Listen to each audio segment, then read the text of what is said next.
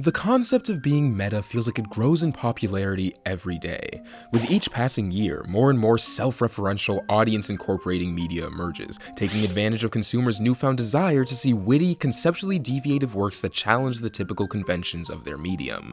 Of course, in spite of the meta-renaissance we may be a part of, this is far from a novel concept. Metafiction can date all the way back to the first time creators wanted to acknowledge themselves or charm their audience, so kinda always. But there's an obvious reason for the uptick we've seen in recent years. Gaming. The most interactive form of art on the planet, a medium that doesn't just expect an audience's participation, it necessitates it. Walter White's gonna cook regardless of whether or not you're in the room watching him, but Mario will not and cannot jump on that Goomba without your input. Video games, by their nature, incorporate the player as the most important entity in their world. It only makes sense that, as time went on, games would begin to explore what it means to fully acknowledge this. Meta-storytelling in film, television, and literature has led to some incredibly entertaining and thought-provoking narratives, but video games are able to bring the concept to a new level. Player interaction means that the metafiction won't just acknowledge you, it can include you. At its worst, this can feel tacky, undercooked, but at its best, it has the potential to elevate entire works to levels otherwise unreachable. And truly, I've never seen any video game, or any work at all, that executes meta-storytelling as flawlessly as Undertale.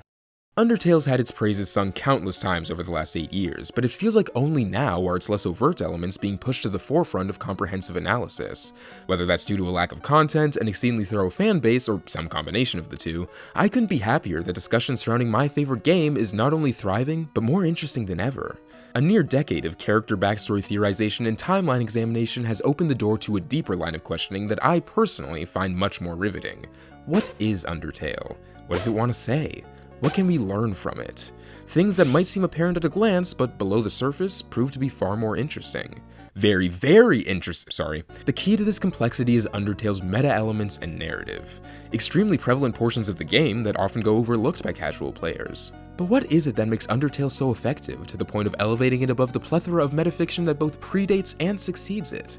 Well, let's take a look at why Toby Fox's current magnum opus is an incredible example of perfected meta storytelling. Before we get started, I think it's important to clearly define what meta means. The term has such widespread usage nowadays that, like any word, its meaning can be warped or misunderstood relatively easily. There's gotta be someone who's made it to this point and just has no idea what I'm talking about. I see you. Meta is defined as a work referring to itself or the conventions of its genre. Now, of course, this can take many forms, as we'll get into more extensively later, but usually implies a certain level of self-awareness from the work in question, whether that's taking jabs at common tropes or a character acknowledging their existence in a fictional environment. The latter leans more into fourth wall breaking, which is often employed in meta-narratives, but is its own concept nonetheless.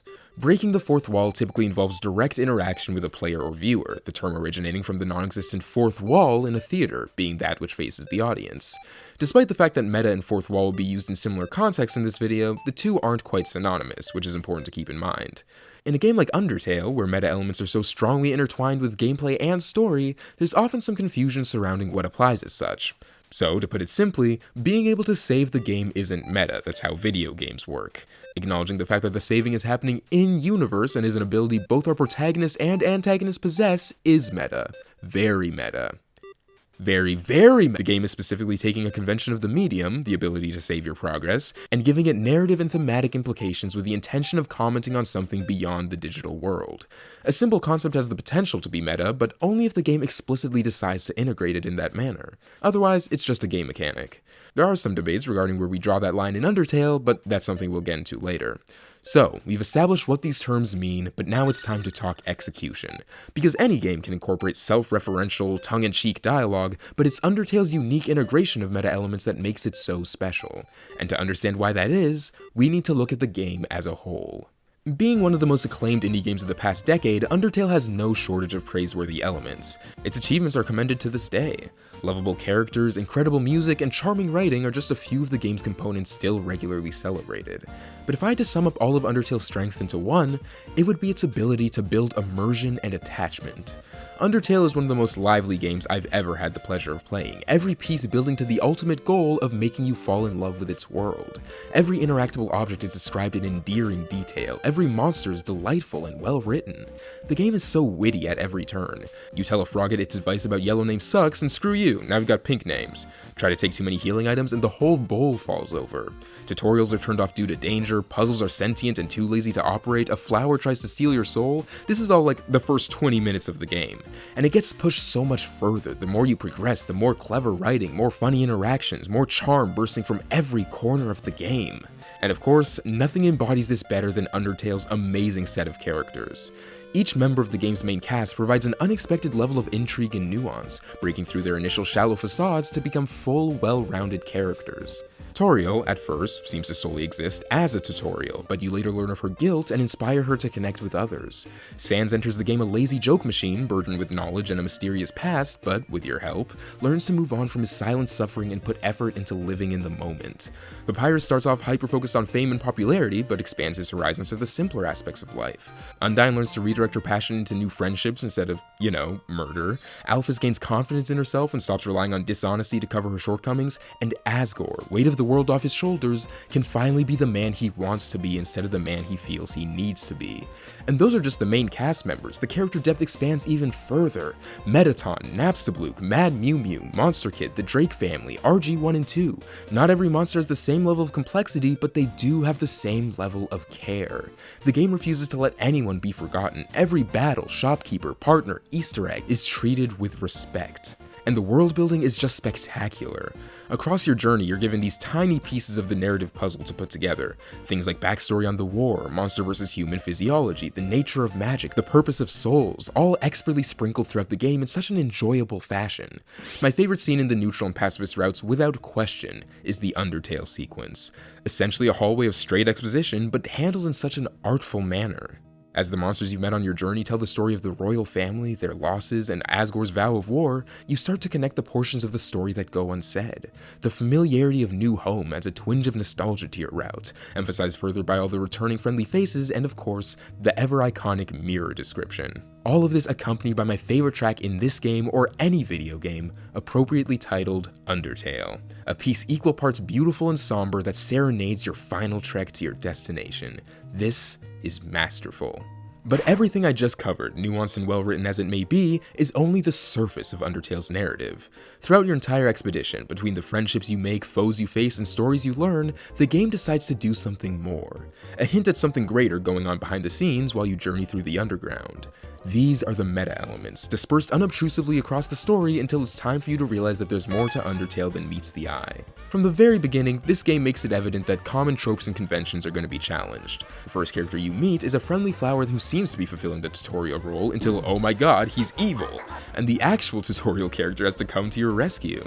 This is a tone-setting move that echoes through the rest of the game, firmly establishing that Undertale is going to play with your expectations. And this becomes even more obvious when the line separating you from the world of the game starts to become more and more blurred.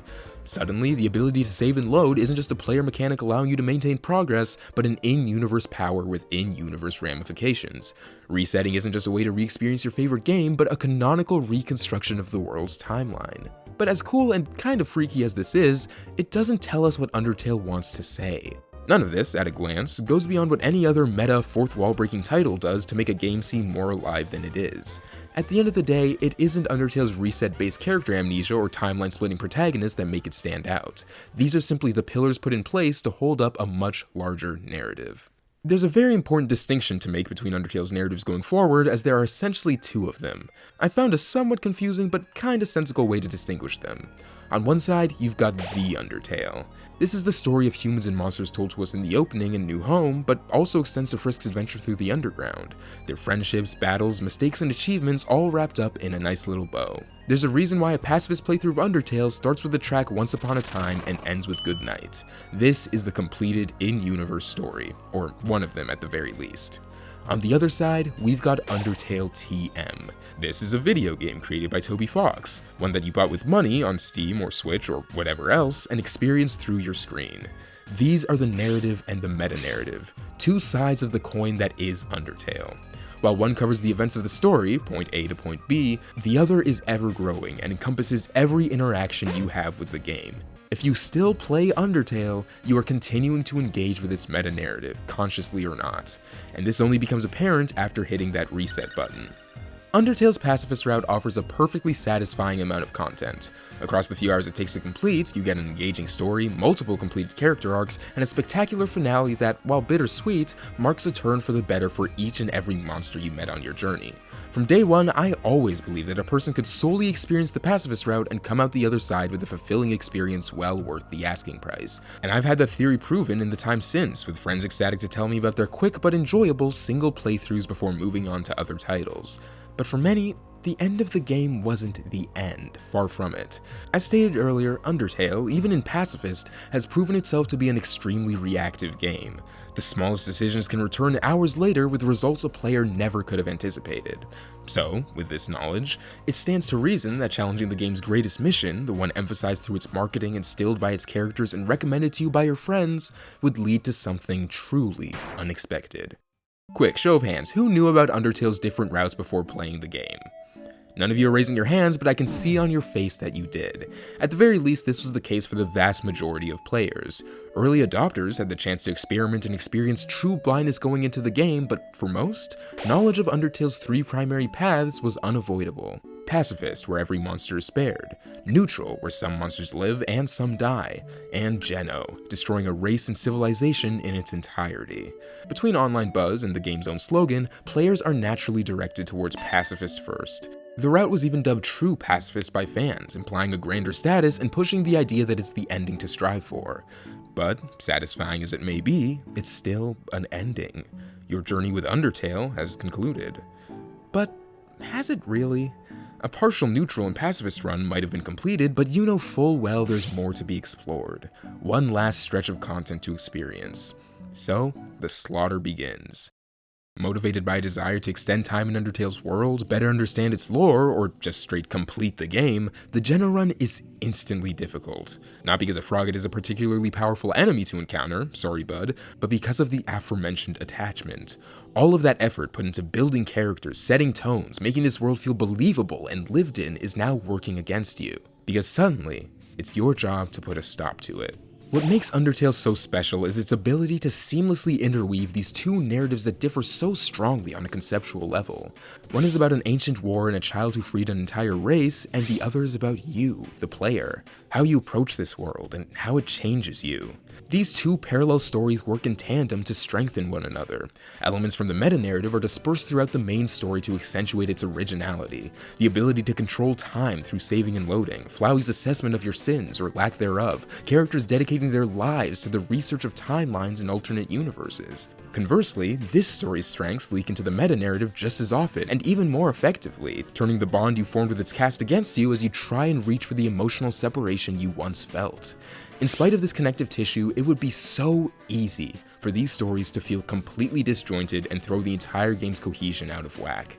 When covering such vastly different subject matter, you risk creating a mess of potentially interesting ideas without ever piecing them together. A through line fully bridging these narratives was necessary, which is why, geniusly, both stories share the exact same pillars. A duo whose relationship is at the core of Undertale no matter which route you take or what story you pursue. Asriel and Kara Dreamer. Asriel is bar none the most important character in Undertale. He may not be my favorite, we'll get to him later, but as far as execution goes, you really can't get any better than this. I can't think of another character whose presence is felt so strongly in every corner of their game. Even in absence, Flowey looms over Undertale in a way no one else does. And just like his sibling, he's imperative to both stories the game is interested in telling. What's so clever about Asriel/Flowey is how the character grows beyond what you would ever anticipate. And I don't mean in the way that someone like Alphys has some hidden traits that you wouldn't initially know about, I mean that Flowey cannot be fully read as a character without pushing the game to its limits. Flowey's introduction doesn't serve any real purpose beyond subversion. By this point, there's no indication he'll even show up again, let alone be as crucial to the game as he is. Kill or be killed doesn't yet carry the significance it later adopts, and it's easy to assume this interaction solely exists for the sake of showing you how different Undertale plans on being. It isn't until passing Toriel that he begins to allude to his own depth.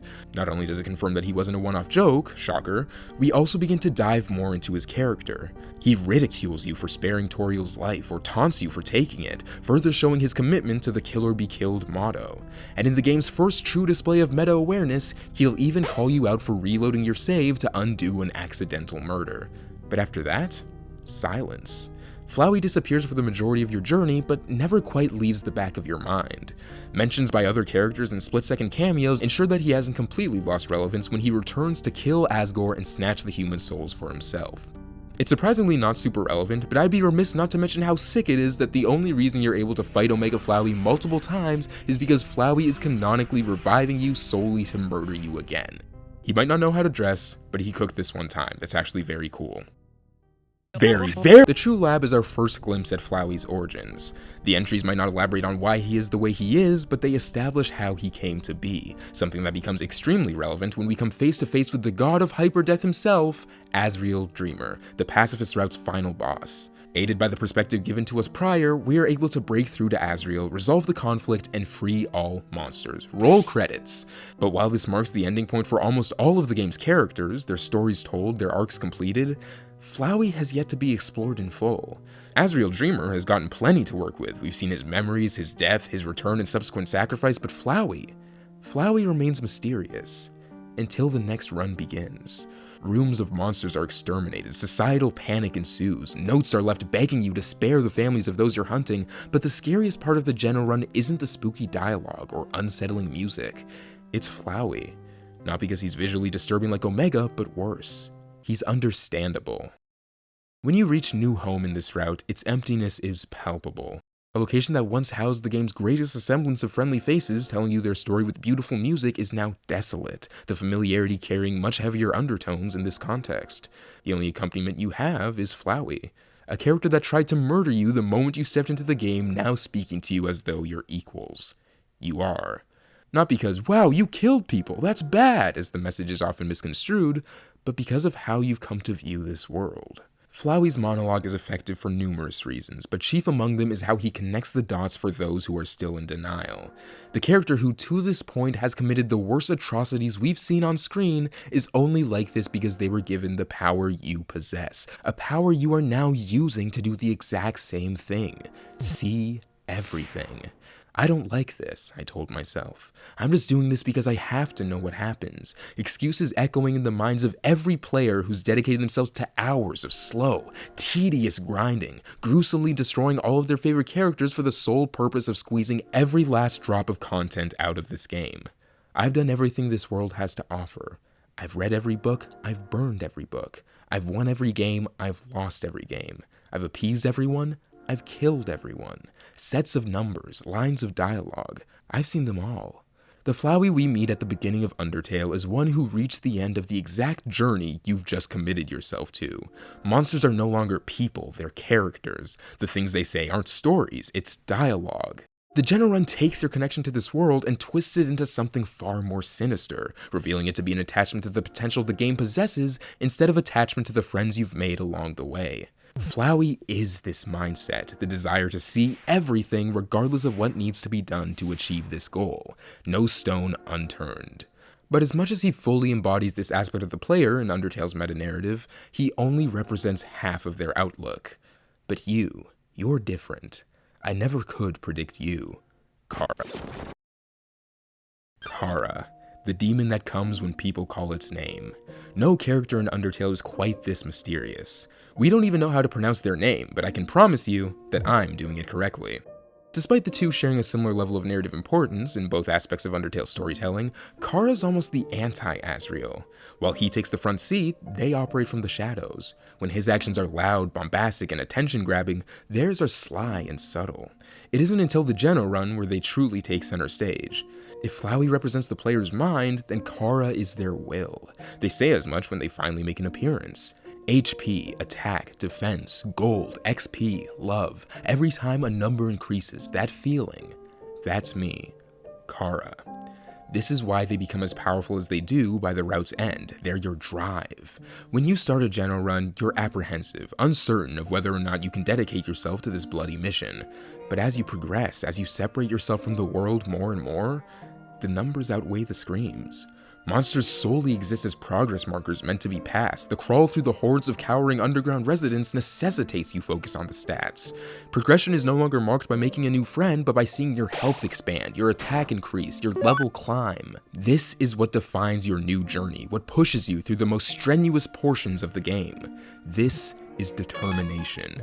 The more you kill, the easier it becomes to distance yourself. The more you distance yourself, the less you will hurt. The more easily you could bring yourself to hurt others. Okay, fine, let's talk about him. Sans is a character who I feel's gotten a bad rap in these sorts of narrative analyses, solely because of his former popularity. I mean, said popularity still exists, but people are much more willing to discuss other elements of the game now than they were in 2016. Asriel and Chara, at least in my eyes, are the clear heads of this game's meta themes and messaging, but for a long time, that honor was designated to Sans solely because of the awareness he presents in his boss battle. Sans superseded a lot of characters in early Undertale discussion. But while his overall importance to the meta-narrative might have been overblown and misunderstood, he is by no means a minor element of it.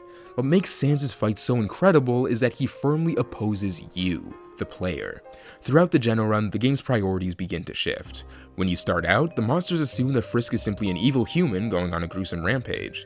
But by the end, it's clear that a complete 180 has occurred. This isn't about stopping Frisk anymore, it's about stopping you. Undyne bordered on this revelation in her battle, realizing that whatever you are wasn't just a monster killer, but something that threatened the entire world. But after an entire playthrough of having your slaughter and separation encouraged by the two characters meant to represent you, Sans is the first to fully confront this. He knows the why. And so, he does everything in his power to stop you. This is a battle that's meant to be unfair. Using his knowledge of how the game works, Sans makes himself a far stronger adversary than he otherwise could be. He would go down in one hit, so he doesn't get hit. His attacks only do 1 damage, but invincibility frames are tossed out the window. He poisons you with the weight of your sins, he attacks you on the menu screen, he turns an attempted spare into a counterattack. Every aspect of this fight is meant to overwhelm and discourage you, the anomaly. And after doing everything in his power to make you quit, depriving you of your ability to do anything, Sans offers an analysis of your motives that only he could deduce. I know your type. You're, very determined, aren't you? You'll never give up, even if there's, absolutely no benefit to persevering whatsoever. If I can make that clear. No matter what, you'll just keep going. Not out of any desire for good or evil, but just because you think you can. And because you can, you have to. This is it. This is what Undertale is trying to say. I've seen so many bad faith critiques of the Geno run, and by extension the game's meta-narrative, that somehow interpret the message as simply being murder bad. People have said that Undertale's storytelling is shallow because of this prevailing theme, one that they claim is the basis for the entire game. This couldn't be further from the truth. Yes, the pacifist run highlights the importance of not having violence be the end-all be-all option in any situation, but even that has Asriel speak to the fact that kindness won't solve everything in life, that you can't approach the world with childlike naivete and expect things to work out, but should nevertheless strive to do as well as you can. That's the message at the end of this story. The meta-narrative speaks on player insatiability, the desire to see every corner of this world, every line of dialogue, every Easter egg, every character's reaction to every situation. Like Sans said, it isn't about your intentions, good, evil, they're irrelevant in the grand scheme of things. You're solely defined by your determination. Your determination to experience Undertale, no matter the cost. Your determination to beat the game. The goal is so absolute that people forget why they fell in love with the world to begin with. No one wanted to kill Sans, and yet... Only in the aftermath does the reality of the situation dawn on you. No matter the struggles or hardships you faced, you strive to do the right thing. How do you hurt any of these monsters, man? They act like people, dude. Like, how are you supposed to... What kind of person would I be? Papyrus, do you want anything? Dude, Papyrus is gone, man. At the end of all things, after even Flowey's been exterminated, Chara is what remains. Suddenly that uncertainty is back. Your rationalizing mindset died with the flower, and now you're left with the results of your labor. Results you don't think you're proud of anymore. Earlier, I said that with a game as meta as Undertale is, there's a lot of debate surrounding what applies as such, where we draw that line. That was almost exclusively in reference to Chara. No other characters had their motivations examined quite so thoroughly, their characterization scrutinized to this extent. Are they even a character at all, or are they strictly representational? Crucial to the meta-narrative's messaging without having an arc to call their own? The answer is, they can be both. Asriel and Chara being at the center of both the Undertale and Undertale TM means that the duo can fill extremely different roles depending on what the story necessitates. In one narrative, they're a burdened, excessive antagonist and, presumably, a spirit that follows you and gives insight to a world they've long departed. In another, they're active embodiments of the elements each player possesses in their quest to see things completed. But just like the stories themselves, these vastly different identities don't equate to a lack of cohesion. There are obvious parallels to draw between their roles in both narratives. In the Undertale, Chara creates a plan to gather 6 human souls and break the barrier at the cost of their own life. Asriel initially goes along with this, trusting his best friend. But when push comes to shove, he can't go through with it, lacking the raw commitment that Chara possessed. The exact same thing happens in Geno on a much larger scale. Flowey and Chara, 2 siblings long dead revived by the power of determination, rekindle a twisted connection through the journey, with Flowey once again dedicating himself to the new direction his sibling is following. But he once again comes to find that there's more to the plan than meets the eye and abandons ship. He dies for this decision a second time. Flowey might be representational in the meta-narrative, but he's still a character. And while it's to a much more nuanced extent, I think the same is true for Chara. Had they solely been an embodiment of your drive, a personification of determination itself, there are some things that wouldn't make sense.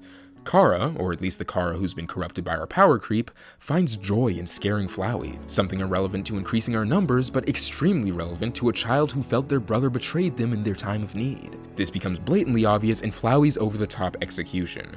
To this point, Chara is all about efficiency. If one strike is all it takes, one strike is what they'll use. But Flowey gets slashed over and over and over until he's ground into nothingness.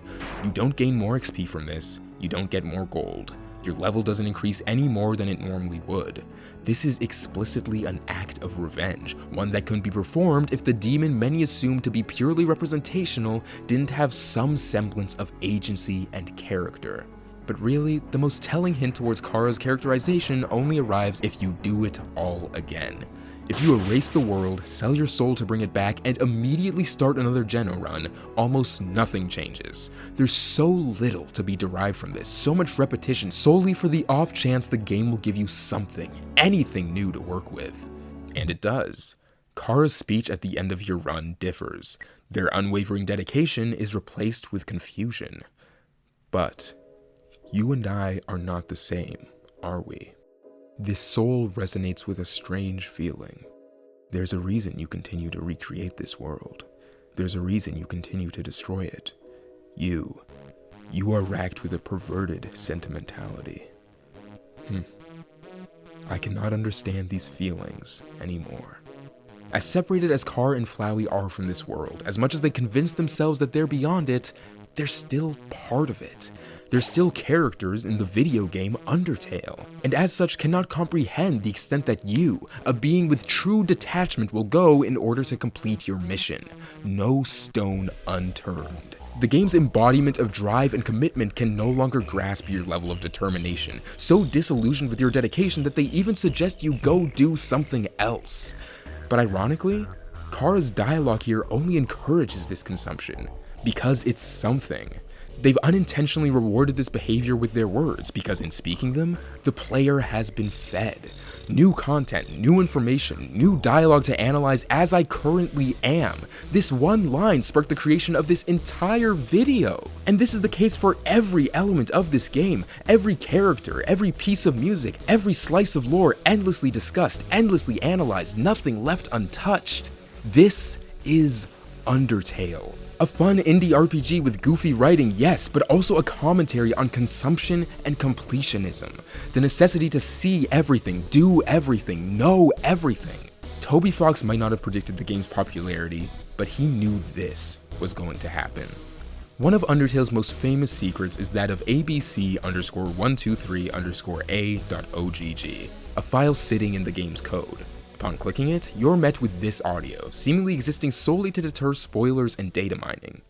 Hello, have some respect and don't spoil the game. It's impossible to have mysteries nowadays. Because of nosy people like you. Please keep all of this between us. If you post it online, I won't make any more secrets. No one will be impressed. It will be your fault. Seems like a simple enough Easter egg, but Undertale's first update a few months later turned it into this.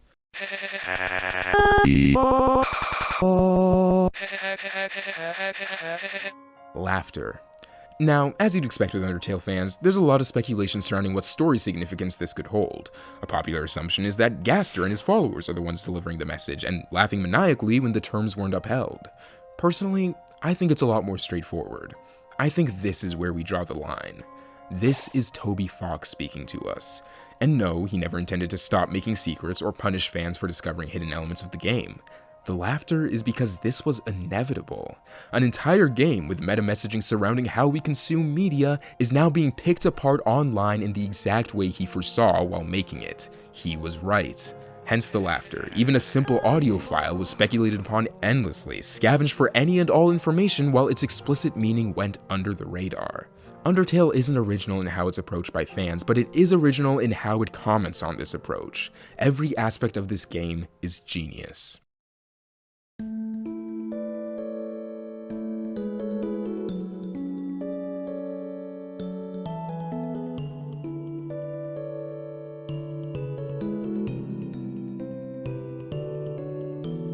Undertale has earned its place among the most acclaimed and talked about indie games in history, and yet I feel like there's still so much to discuss. Everything it chooses to cover carries so much depth, and said depth expands beyond the world of the game. 8.5 years since its release, and new talking points still arise constantly, new secrets still uncovered, new themes and messages dissected. Its world and characters have become iconic, yes, but what makes Undertale a true masterpiece in my mind is how it's unabashedly a video game. In a medium that comes closer and closer to mimicking another with each passing year, Undertale prides itself in being a story only a video game could tell. It links two narratives together seamlessly, with the player finding themselves at the center of a complex dissection of video games as an art form and the role we play in consuming them. Any game can be meta, but few use meta storytelling to accentuate their themes quite like this one. Its characters are amazing, its music phenomenal, its lore intriguing, but in the far future, I don't think Undertale will be primarily remembered for fighting Sans or dancing with Mettaton. It'll be remembered for what it had to say. It'll be remembered for defining a medium.